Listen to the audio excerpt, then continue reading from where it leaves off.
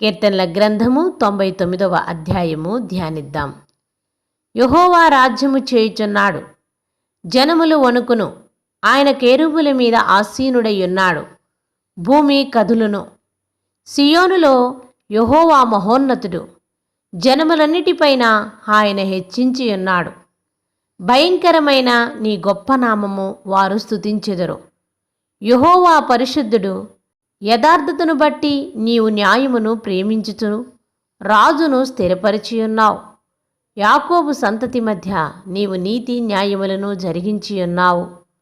మన దేవుడైన యెహోవాను గనపరచుడి, ఆయన పాదపీఠము ఎదుట సాగిలపడుడి.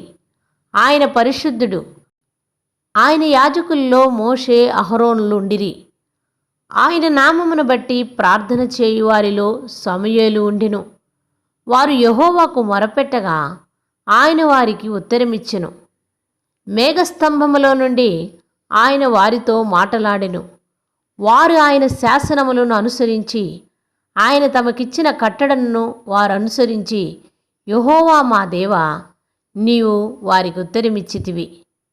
వారి క్రియలను బట్టి ప్రతీకారము చేయుచూనే వారి విషయముల్లో నీవు పాపము పరిహరించు దేవుడవైతివి. మన దేవుడైన యెహోవా పరిశుద్ధుడు. మన దేవుడైన యెహోవాను గనపరచుడి, ఆయన పరిశుద్ధ పర్వతము ఎదుట సాగిలపడుడి. ఆమేన్.